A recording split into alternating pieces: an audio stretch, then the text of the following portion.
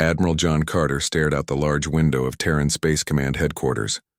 From here, he could see the blue curve of Earth below. The massive alien ship hanging in orbit cast a dark shadow. It had been there for 3 days now. The OI ship belonged to the Galactic Council, a group of powerful alien species that controlled most of the known galaxy. Carter's gray eyes narrowed as he remembered the meeting with Ambassador Czar Kalish. The tall, blue-skinned alien had spoken with cold certainty. Earth has one standard week to begin dismantling its deep space fleet, the ambassador had said. All military vessels must be destroyed. All weapons technologies surrendered. The Council will place observers in your government to ensure compliance. And if we refuse? President Frank Miller had asked. The alien's 4 eyes had blinked slowly. Then corrective measures will be taken. Your species has expanded too quickly. You develop technologies deemed destabilizing to galactic peace. The Council has decided. You will comply. That was their ultimatum. Surrender or face destruction. What the Council didn't know was that Earth had been preparing for this moment since first contact 50 years ago. Humans had smiled and bowed and acted grateful for being allowed into the galactic community. They had shown only a small fleet of ships, built with approved technology. They had played the part of the eager junior species, all while hiding their true strength. Carter's personal computer beeped. He pressed a button on his wrist device and a hologram appeared. It showed Lisa Monroe, Earth's chief diplomat. Admiral, the negotiations aren't going well, she said. Her face looked tired. She had been meeting with Council representatives for nearly 48 hours straight. They won't budge on their demands.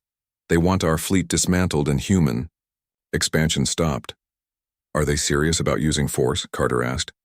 Lisa nodded. My sources confirm Council reinforcements are already on their way. They expect us to fight with what they've seen, our patrol ships and orbital platforms. They think it will be over quickly. Carter allowed himself a small smile. Then they're in for a surprise. The President wants an update on our readiness, Lisa said. Tell him Project Aegis is at full capacity, Carter replied. All ships are crewed and armed. We can deploy within 6 hours of his command. For decades, humanity had been building in secret. Hidden shipyards in the asteroid belt and beyond Neptune's orbit had produced vessels far beyond what the Council thought possible. Earth had reversed-engineered alien tech while developing their own unique innovations. The result was a fleet that could stand against the Council's forces. Carter walked to his desk and pressed a hidden button. A 3-dimensional map of the solar system appeared, showing hundreds of red dots. Earth ships waiting in hiding. The door to his office slid open. General Maria Evans walked in, her uniform crisp and her expression serious. Council ships are changing position, she reported. They're moving to surround our known defense platforms. How many? 23 warships. Their energy readings suggest they're powering weapons. Carter nodded. The timer is running down faster than we expected. Should we begin moving our hidden fleet into position? Evans asked. Not yet. We need them to commit fully to the attack. If they see our true strength too soon, they might call for even more reinforcements. Carter turned back to the window. In the 50 years since humans had joined the galactic community, they had learned much about the Council. They had seen how the powerful aliens treated lesser species, using them for resources, limiting their growth, keeping them dependent. Earth had pretended to accept this treatment while secretly preparing for independence. Lisa's hologram spoke again. The President is calling an emergency meeting in 1 hour. The Council has moved up their deadline. They want an answer by tomorrow. I'll be there, Carter said. After the call ended, he walked to a small table where a plant grew in a simple pot. It was an oak sapling, just a few inches tall. Carter gently touched one of its small leaves. His grandfather had given him this sapling grown from an acorn from their family farm. Never forget what we're protecting, his grandfather had said. Earth wasn't just a planet, it was home. Humans would not surrender it to alien control. Carter's device beeped again. A message from Susan Wright, commander of the Hidden Fleet's flagship, the TFS Defiance. The message was simple. All systems ready, awaiting orders. Carter sent back 2 words. Stand by. He left his office and headed to the transport that would take him to the president's underground meeting facility. As he walked, staff members nodded respectfully. They all knew what was coming. For years, certain key personnel had been aware of Project Aegis, Earth's true fleet, and their plan to resist Council control. The transport moved quickly through underground tunnels, arriving at the secure facility 20 minutes later. Inside, government officials and military leaders gathered around a large table. President Miller stood at the head, looking at reports on a screen. Admiral Carter, the president said, your assessment of our chances? The room went quiet. Everyone waited for his answer. Sir, the Council believes they face a dozen outdated cruisers and some orbital platforms. They have no idea about our true capabilities. If they attack, they'll be surprised by nearly 300 advanced warships. We've spent decades preparing for this day. Miller nodded slowly. And casualties. Can we defeat them without massive loss of life on both sides? Yes, sir, Carter replied. Dr. Bennett's Prometheus protocol is ready. It can disable their ships without destroying them. We can win without genocide. The president looked around the room. I've spent my entire career trying to avoid this moment. I've smiled at council representatives who looked at humans as barely evolved primates. I've accepted their guidance and their restrictions. He paused. But I will not accept their control of our future. He straightened his shoulders. Lisa will inform the council that Earth rejects their ultimatum. We will not dismantle our fleet. We will not surrender our sovereignty. Carter felt a weight lift from his shoulders. For 50 years, humanity had hidden its strength, playing the role assigned to them. Now, finally, they would show the galaxy who they truly were. As he left the meeting, Carter received another message. Council ships were moving into attack. Formation. The countdown had begun. Soon the galaxy would learn an important truth. Humans would not be conquered. Commander Susan Wright moved through the busy hallways of the TFS Defiance. Hidden deep within the asteroid belt, the massive battlecruiser was Earth's first true warship and the flagship of humanity's secret fleet. Unlike the patrol vessels, known to the Galactic Council, the Defiance incorporated technology that would shock the alien leaders. Susan reached the bridge and nodded to her crew. They were the best Earth had to offer.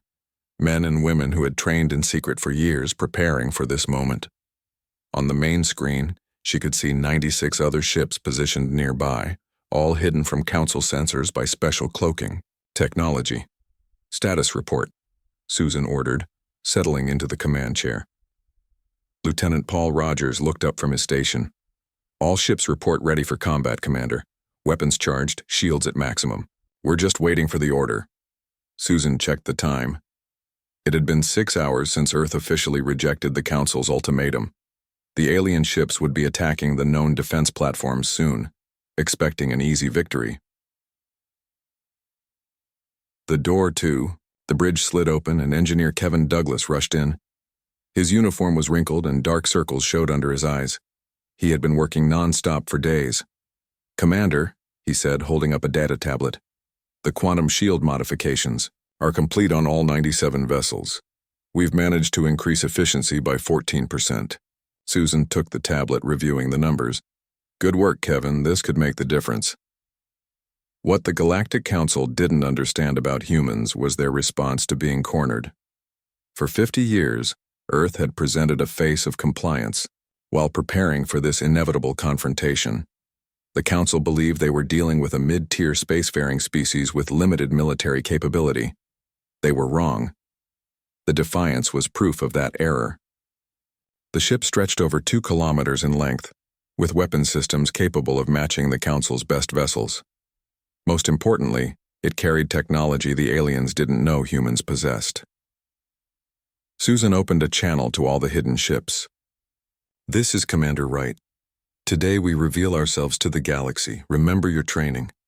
Our goal is not to destroy but to demonstrate our strength. The Prometheus protocol is to be used on my command only. She closed the channel and turned to Kevin. How is the protocol performing in simulations? The engineer smiled with pride. Better than expected. Dr. Bennett's design is remarkable. It should disable their exotic matter drives without harming their crews. Let's hope it works as well in real combat, Susan said. Meanwhile, at a secure lunar facility, Dr. Amy Bennett made final adjustments to the Prometheus protocol, the revolutionary weapon system that could disrupt the exotic matter drives powering Council ships. The technology had been her life's work for 20 years. She looked at the main testing chamber where a captured alien drive core floated in a containment field. Every time they activated the protocol, the drive's energy signature collapsed without an explosion. It simply stopped working. This isn't about winning a war, she told her team of scientists as they prepared to transmit the final version to the fleet. It's about showing enough strength that they'll have no choice but to negotiate as equals. Her assistant, Ryan Clark, looked up from his workstation. Incoming transmission from Earth Command. The Council ships have begun their attack on our orbital platforms. Amy took a deep breath. Send the final protocol specs to all ships. It's time. Back on the Defiance, Susan received the update and called the bridge crew to attention. The Council has opened fire on Earth's defenses. They believe they're facing our entire military force. She paused. Let them believe that for a few more minutes. The main screen showed Earth's known defense fleet, a mere dozen outdated cruisers, moving to engage the Council warships. They were being torn apart by superior firepower. Casualties?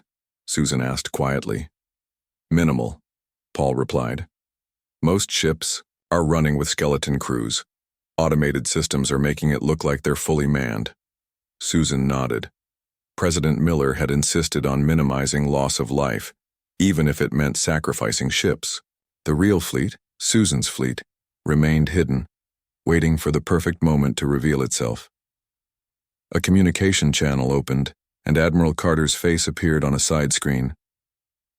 Commander Wright, the Council forces are fully committed to the attack. It's time to show our hand. Commence Operation Revelation. Understood, Admiral, Susan replied. She turned to her tactical officer. Lieutenant Greg Ward, disable stealth systems. Bring all weapons online. Alert all ships to prepare for jump to Earth orbit.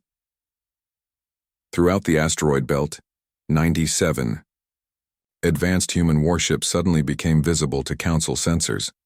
The Defiance led the way as the fleet engaged their drive systems and disappeared into jump points, another technology the Council didn't know humans possessed. Near Earth, High Commander Drezeth of the Council forces watched with satisfaction as the primitive human vessels scattered before his fleet's superior firepower. The orbital platforms were already reduced to debris. Soon, Earth would understand the price of defiance. Sir, his sensor officer called out, voice suddenly tense. New contacts appearing. Hundreds of them. Drezeth spun toward the main view screen. What? From where? They're emerging from jump points all around us. The technology signature doesn't match known human capabilities. The alien commander stared in shock as hundreds of warships materialized around his fleet. They were massive, heavily armed, and definitely human-built. How had they hidden such a force? The Council's intelligence had been catastrophically wrong. On the bridge of the Defiance, Susan gave the order they had trained years for. Deploy Prometheus protocol, non-lethal configuration. Target their drive systems and weapons only. Across the battlefield, Council ships suddenly found their exotic matter drives failing as the specialized human weapons took effect. Weapon systems went dark. Communications remained functional, deliberately so. Earth wanted them to see and to talk. Admiral Carter's voice transmitted across all frequencies. Attention, Council forces. Your ships are disabled, but your life support remains intact. We could destroy your vessels, but that's not our intention. Humanity wishes to avoid unnecessary bloodshed. Susan watched as the disabled Council ships drifted helplessly. In less than 5 minutes, Earth had gone from apparent defeat to total victory. Kevin looked up from his station, eyes wide with wonder. It worked. It actually worked. Did you doubt it would? Susan asked with a small smile. Honestly? Yes. the engineer admitted. We've never tested the protocol against so many targets simultaneously. Susan stood and looked at the view screen, where more human ships continued to appear, from hidden bases throughout the solar system. This was just the first wave. Earth had built far more than 97 warships during the past 50 years. Send word to Earth Command, Susan ordered. Phase 1 of Operation Revelation complete. All Council ships neutralized with minimal casualties on either side. The real battle, the diplomatic one, would begin now. Earth had shown its strength. The question was how the Galactic Council would respond. High Commander Dreseth stood on the bridge of his disabled flagship. The tall gray-skinned alien's forearms were clasped behind his back as he stared at the view screen. Outside, hundreds of human warships surrounded his once mighty fleet. Ships that shouldn't exist. Technology that humans shouldn't possess. How is this possible? He asked, his voice low and dangerous. Council strategist Vexmore approached cautiously. Unlike Dreseth, Vexmore had 6 limbs and yellow skin with purple markings. His species was known for analytical thinking. I tried to warn you, Vexmore said. There were anomalies in our intelligence about the humans. Their resource allocation didn't match their known fleet size. Dreseth turned sharply. You suggested minor discrepancies, not this. He gestured at the screen showing the massive human fleet. The humans have deceived us for decades, Vexmore admitted. They showed us only what they wanted us to see. A junior officer approached and bowed. Commander, we're receiving a transmission from the human flagship. Dreseth straightened his uniform. Even in defeat, he would maintain his dignity. Put it on screen. The image changed to show Admiral Carter sitting calmly in the command chair of his vessel. The human looked neither angry nor triumphant, just determined. High Commander Dreseth, Carter said. I am Admiral John Carter of Earth's Terran fleet. Your ships are disabled but undamaged. Your crews are unharmed. We could have destroyed your fleet, but that was never our goal. What do you want, human? Dreseth demanded. To humiliate the Council? Carter shook his head. No. We want what we've always wanted. To be treated as equals. The Council has ruled the galaxy for thousands of years by keeping lesser species in check. Earth refuses that. Position. Your species is barely a century into spaceflight, Dreseth said dismissively. You're not ready for equal status. Carter smiled slightly. I think we've just proven otherwise. On Earth, President Miller addressed the global population through an emergency broadcast. People gathered in homes, offices, and public spaces to watch. Citizens of Earth, Miller said, his face solemn on billions of screens. For 50 years, we've played the role they expected. The grateful newcomers, the junior partners. Today, that changes. The camera pulled back to show a large situation room where military and civilian leaders monitored the space battle. Behind them, screens showed the disabled Council fleet surrounded by Earth's ships. We offered friendship as equals, Miller continued. They responded with demands for submission. We chose a different path.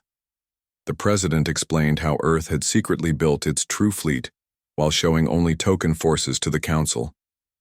How humanity had developed technologies the Council had tried to keep from lesser species. This is not about conquest, Miller emphasized. Our goal is recognition. Recognition of our right to determine our own future, to develop without restriction, to stand as equals in the galactic community. Back on the Defiance, Commander Susan Wright received new orders from Earth Command. She turned to her communications officer. Open a channel to all Council vessels, she instructed. Send this message. Earth invites Council representatives to diplomatic talks. You may choose 3 representatives to be transported to our neutral meeting station. We guarantee their safety. Meanwhile, on the Council's disabled flagship, Dreseth raged at his officers. This is unacceptable. The humans must have had help. No species could advance so quickly on their own. Vexmore studied the data coming. In about the human fleet.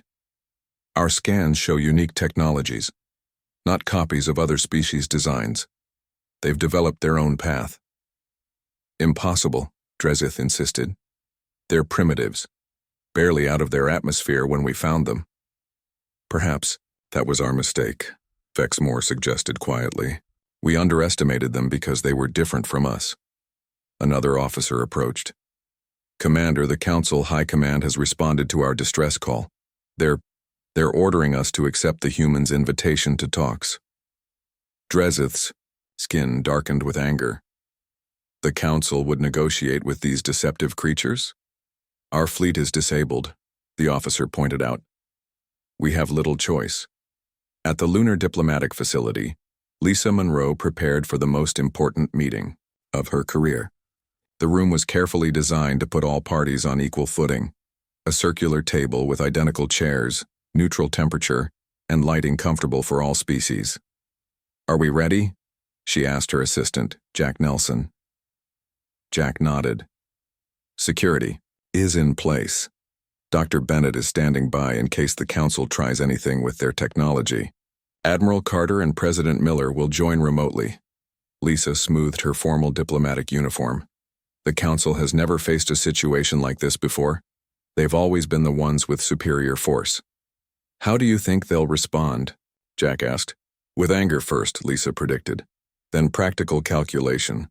The Council has survived for thousands of years by being pragmatic. Once they realize they can't simply overwhelm us, they'll adapt." On Earth, Kevin Douglas visited Dr. Amy Bennett at her laboratory. The engineer looked exhausted, but happy.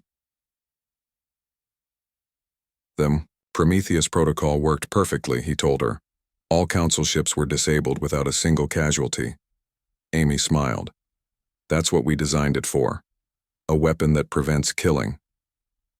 "The Council will want this technology," Kevin warned. "Of course they will," Amy agreed. "And that gives us another bargaining chip." Back in space, the Council's High Commander Dreseth selected his diplomatic team. He chose Vex Moore for his analytical skills, a communication specialist named Zalvira, and himself. A human shuttle approached to transport them to the talks. As Dreseth prepared to board, Vex Moore spoke quietly to him. "We should consider the possibility that other lesser species may have hidden capabilities too." "One problem at a time," Dreseth growled. "First, we deal with these humans." The human shuttle docked with the Council flagship. The door opened, to reveal a human pilot. "Welcome," the pilot said politely. "I'm Lieutenant Carol Baker. I'll be taking you to the diplomatic station. We've adjusted the environmental controls for your comfort." Dreseth entered stiffly, his pride wounded but his mind already calculating. The humans had won this battle, but the galaxy was vast. The Council had resources beyond this one fleet. As the shuttle departed, he looked back at his disabled ships, surrounded by the human fleet. For the first time in his long career, Dreseth faced a species that had completely outmaneuvered the Council. It was a new feeling for him. Uncertainty. The humans weren't behaving like typical conquerors. They had disabled rather than destroyed. They sought talks rather than surrender. Perhaps most disturbing of all, they had hidden their true nature for 50 years, patiently building their strength while playing the role of the compliant newcomers. Dreseth turned to Vex Moore. "Study everything about these talks, the station, the humans, their technology. The Council needs to understand what we're truly dealing with." As the shuttle approached the Lunar Diplomatic Facility, all sides prepared for a meeting that would reshape galactic politics forever. The humans had proven they could not be conquered. Now they would prove whether they could lead.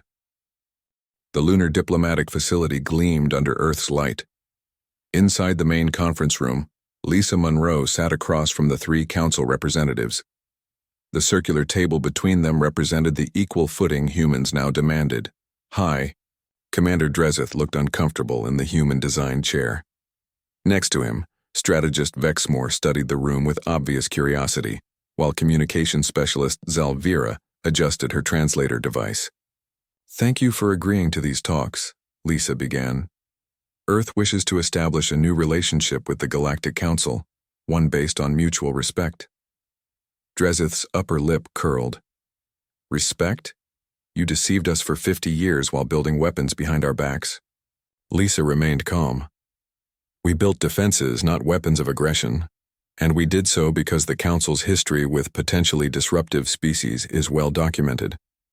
She activated a holographic display showing the remains of an ancient civilization, crumbling, cities on a distant world.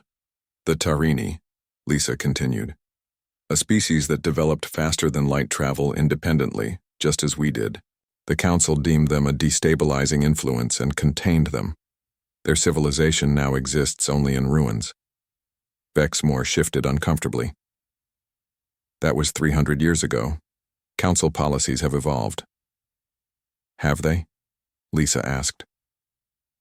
Your ultimatum to Earth suggested otherwise. Meanwhile, in orbit around Earth, Admiral Carter and Commander Wright monitored the diplomatic talks from the bridge of the Defiance. The massive view screen showed both the conference room and the status of the disabled Council fleet. They're scanning our ships, Lieutenant Paul Rogers reported, trying to understand our technology. Carter nodded. Let them look. They'll find. We've developed most of it independently. Sir, Susan said quietly, 3 more Council fleets have been detected at the edge of our solar system. They're holding position for now. As expected, Carter replied. The Council won't accept defeat easily. That's why we're keeping most of our fleet in reserve. The Admiral opened a secure channel to the lunar facility. Lisa, be advised that Council reinforcements have arrived. You may want to mention our additional defensive capabilities. Back in the conference room, Lisa received the message through her earpiece. She smoothly incorporated the information into the discussion. While we talk, 3 more Council fleets have entered our solar system, she said. They should know that what they've seen is only a fraction of Earth's defensive capability. She activated another holographic display, showing dozens more human fleets positioned throughout the solar system. Some appeared from behind planets, others from within asteroid clusters or hidden bases. This isn't even half our strength, Lisa stated. We've established colonies beyond your sensor networks and developed technologies you've never seen. But we don't want war. Dreseth's expression darkened. You expect me to believe humans achieved all this without outside help? Impossible. Actually, Vexmore interjected, studying the data. My analysis suggests they did exactly that. Their technology isn't copied. It's evolved along a different path than ours. On Earth, President Miller addressed his cabinet in an emergency session. Screens showed the diplomatic meeting and the standoff in space. The next few hours will determine humanity's place in the galaxy, Miller said. We've shown our strength. Now we need to show our wisdom. Defense Secretary Alan Pierce looked concerned.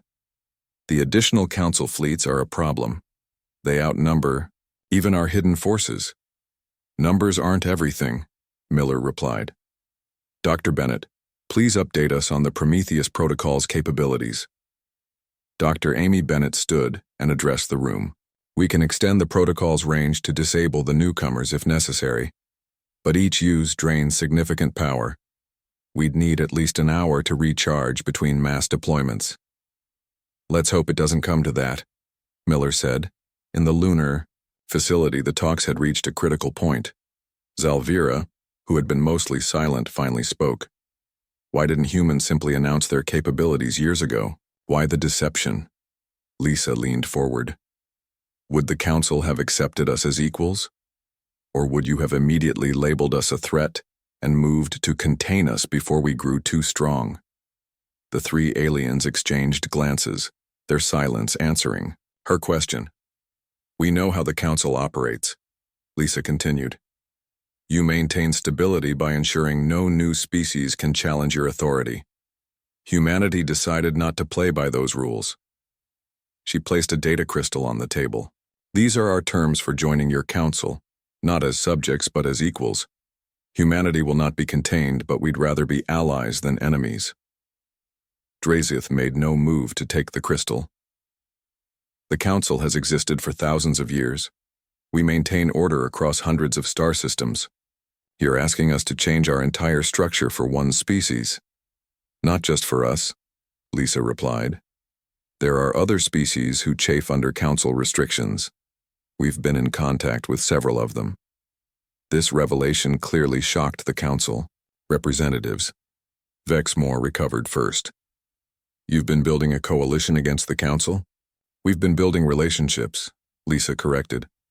Many species support Council reforms but fear speaking out. Earth is willing to speak for them. In space, the standoff continued. The new Council fleets had spread out, surrounding the solar system but not advancing further. On the Defiance, Susan Wright received an urgent message. "Admiral," she called to Carter, "one of the Council ships is powering up weapons." Carter frowned. "It seems someone's getting impatient. Target that vessel, with the Prometheus protocol. Selective application, weapon systems only." A beam of energy, invisible to normal sensors, stretched from the Defiance to the distant Council ship. Its weapons immediately went dark. "Send this message to all Council vessels," Carter ordered. "Any aggressive action will be met with immediate response. We can disable your entire fleet as easily as we did the first one." On the lunar facility, Dreseth received news of the incident through his communicator. His face showed a mix of anger and resignation. "Your point is made, humans," he said to Lisa. "You have capabilities we didn't anticipate, but the full Council will need to vote on your demands." "We understand," Lisa replied. "We're prepared to send representatives to the Council homeworld to present our case directly." For the first time, Dreseth looked surprised. "You know the location of the Council homeworld?" Lisa smiled slightly. "As I said, we've spent 50 years learning everything we could about the Council. We know more than you might be comfortable with." The revelation stunned the Council representatives. Humans hadn't just been preparing for defense. They'd been gathering intelligence on the Council's internal politics and identifying potential allies among species who chafed under hegemony dominance. The meeting ended with a tentative agreement. The Council would withdraw its forces from Earth's solar system. In exchange, Earth would send diplomats to the Council homeworld for formal negotiations on their status. As the alien representatives prepared to leave, Vexmore approached Lisa privately. "You've changed everything today," he said quietly. "The Council will never be the same." Lisa nodded. "That was the point. The galaxy needs balance, not domination." The first step toward a new galactic order had been taken. Earth had proven it could not be conquered. Now it would prove it could lead. 2 weeks after the standoff, a human diplomatic ship approached the Galactic Council homeworld. The massive blue-green planet was surrounded by orbital structures that had stood for thousands of years. Lisa Monroe stood on the bridge, watching as they neared the heart of galactic power. "Nervous?" asked Jack Nelson, her assistant. Cautiously optimistic, Lisa replied. "The Council has agreed to hear us out. That's progress." Their ship, the Unity, was escorted by 3 human warships, a show of strength considered appropriate for the occasion. Following diplomatic protocol, the vessels carried their weapons powered down but not disabled. Trust was still being built. Admiral Carter had wanted to send the Defiance, but President Miller insisted on a more moderate approach. "We've made our point about our military capabilities," Miller had said. "Now we need to demonstrate our diplomatic ones." As they entered orbit, Lisa received a transmission from the Council chamber. The face that appeared on screen belonged to Grand Counselor Zelvaran, the highest authority in the galactic government. "Diplomat Monroe," the alien said formally. "The Council awaits your delegation." "Thank you, Grand Counselor," Lisa responded. "We look forward to productive discussions." On Earth, President Miller addressed the United Nations Assembly. Representatives from every nation had gathered to hear updates on the historic negotiations. "Today, humanity takes its place as equals in the galactic community," Miller said. "For centuries, we looked to the stars and wondered if we were alone. For the past 50 years, we've known we are not. Now we shape our place among those stars." The President explained the preliminary agreements reached with the Council.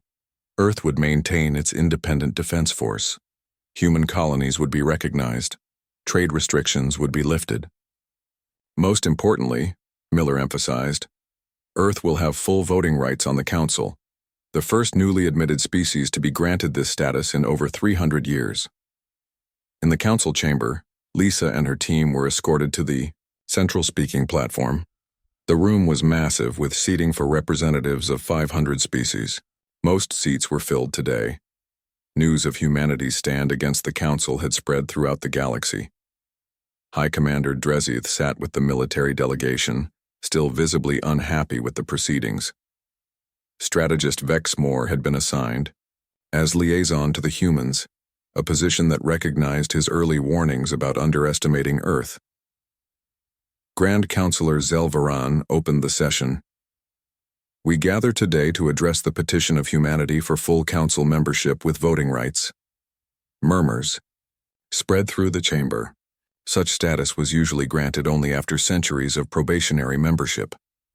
Zelvaran continued. The events in the Sol system have demonstrated that human technological and military capabilities exceed previous council assessments. The question before us is whether humans are ready for the responsibilities of full membership. Lisa stepped forward.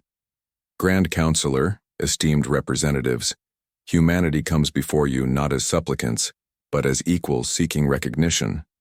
We believe our actions speak to our readiness. She activated a holographic display showing the disabled council fleet from the confrontation. When faced with a threat to our sovereignty, we responded with restraint. We could have destroyed your ships, but chose to disable them without casualties. Lisa gestured to data screens around the chamber. You've all received our detailed proposal. It includes not just terms for human membership, but suggestions for council reforms that would benefit all species. A representative from a small, insect-like species called the Navarre rose to speak. Humans claim they want peace, yet they built a secret war fleet. How can we trust such deception? We built defenses because history showed us it was necessary, Lisa replied. She displayed images of council containment actions against other species. The Tarini, the Beltor Collective, the Windari Republic, all species that showed too much independence, all contained by council forces. The chamber grew quiet.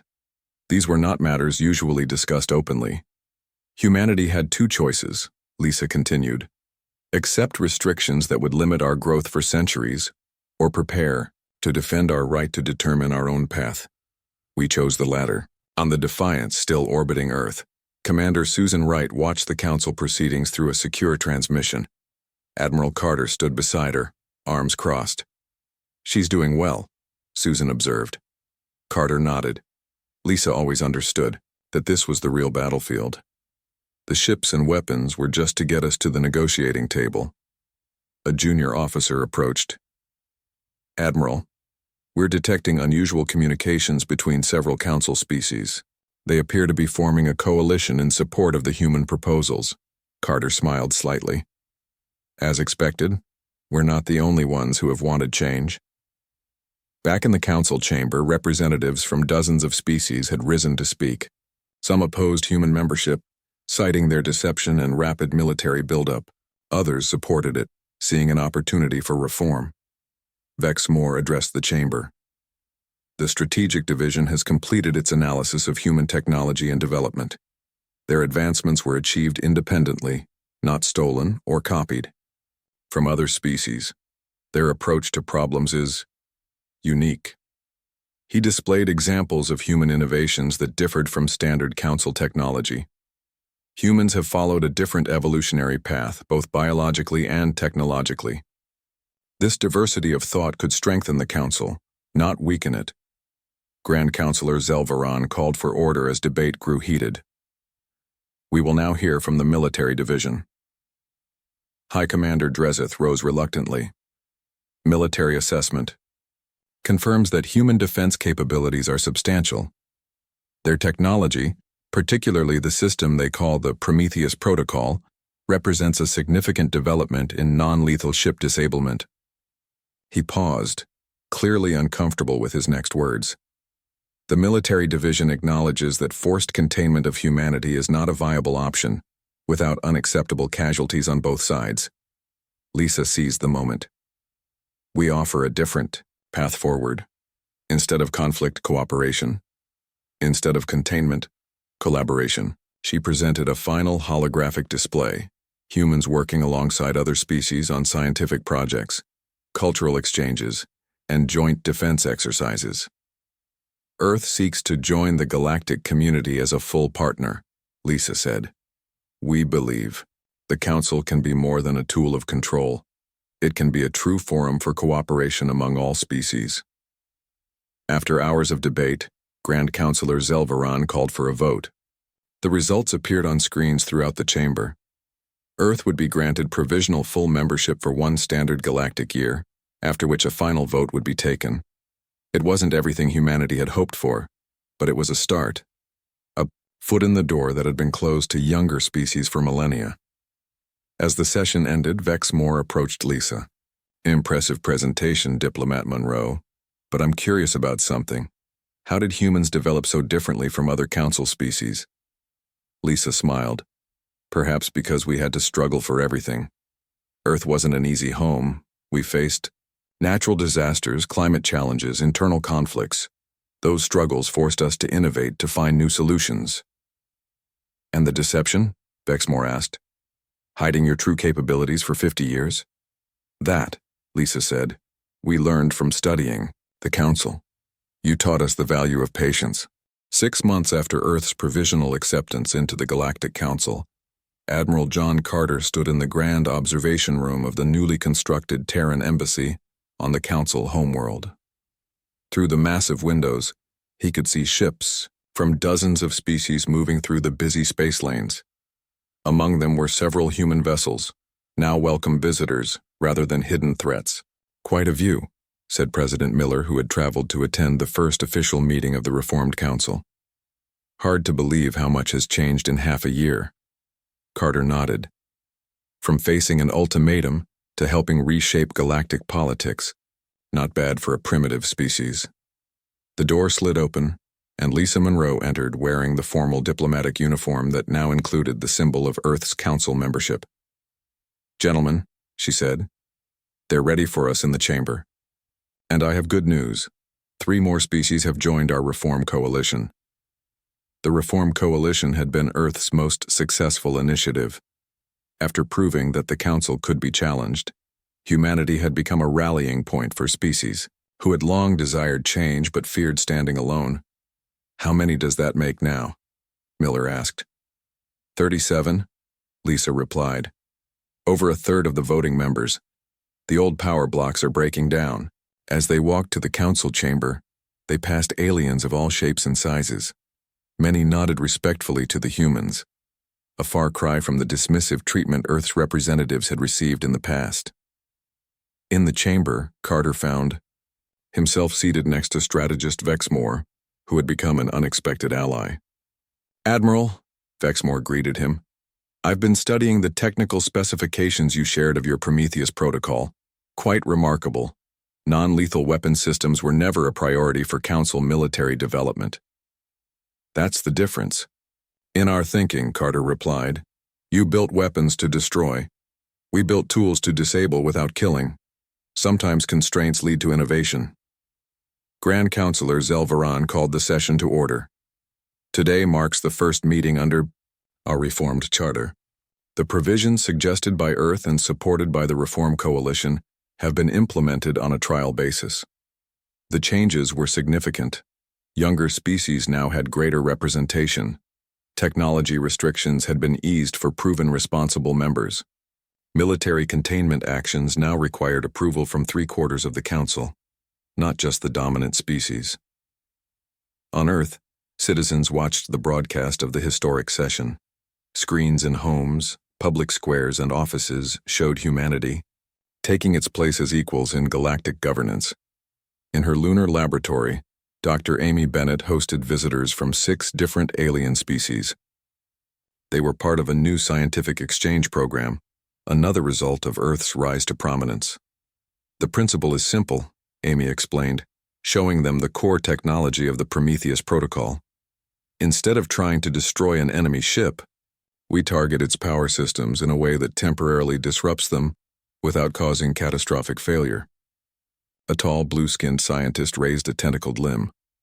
But this could have military applications beyond disabling ships. It could be weaponized. Any technology can be misused, Amy acknowledged. That's why we're being selective about which species we share this with. But we believe openness is better than secrecy in the long run. This philosophy marked Earth's approach to its new position, Rather than hoarding the advantages that had won them respect, humans were selectively sharing technologies and knowledge, building alliances rather than domination. On the Defiance, now serving as Earth's diplomatic flagship, Commander Susan Wright conducted a joint training exercise with ships from 5 other species. The once secret vessel was now a symbol of human ingenuity. "Coordinate your approach," she instructed the mixed fleet. "The simulation will test our ability to work together, despite our different technologies and tactics." Her second-in-command, now Captain Kevin Douglas, observed from a side console. "They're getting better," he noted. "First exercise, they could barely fly in formation." Susan smiled. "Progress is rarely smooth, but it happens, just like our integration into the Council." In the Council chamber, President Miller addressed the assembled representatives. 6 months ago, Earth faced an ultimatum that threatened our sovereignty. Today we stand among you as partners in building a more equitable galactic order. He gestured to the reformed Council charter displayed on screens around the room. These changes benefit all species, not just humanity. By moving from control to cooperation, we all become stronger. High Commander Dreseth, whose role had been diminished in the new structure, listened with obvious displeasure. But even he had to acknowledge the broader support for the reforms.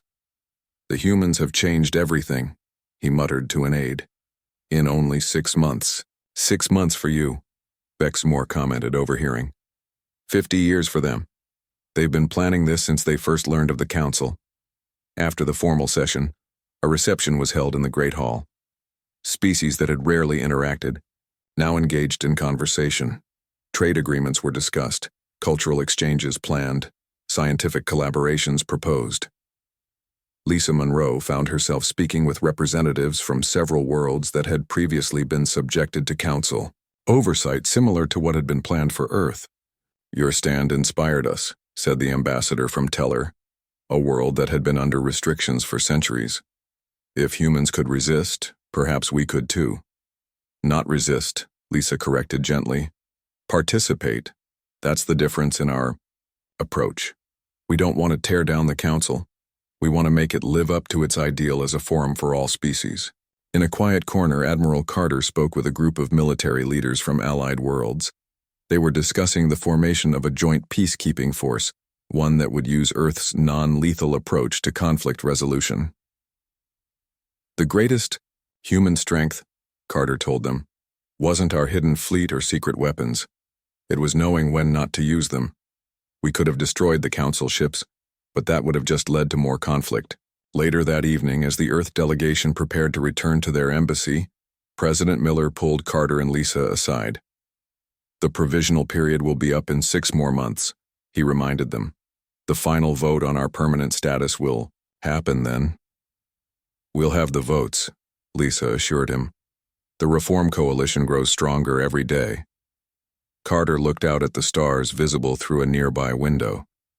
"It's strange to think how close we came to war. If the Council had approached us differently from the beginning, as partners rather than subjects, none of this would have been necessary." "Sometimes," Miller said thoughtfully, "systems need to be challenged before they can change." The Council had grown too comfortable in its power. As they walked back to the embassy, they passed a group of young aliens from various species studying Earth's history on shared datapads. One looked up at the passing humans with obvious admiration. "That's how change lasts," Lisa observed quietly. "Not through force, but through inspiration." The Galactic Council had delivered an ultimatum expecting submission. Instead, they'd found a species that would redefine the very nature of galactic politics. Not through conquest, but by refusing to be conquered.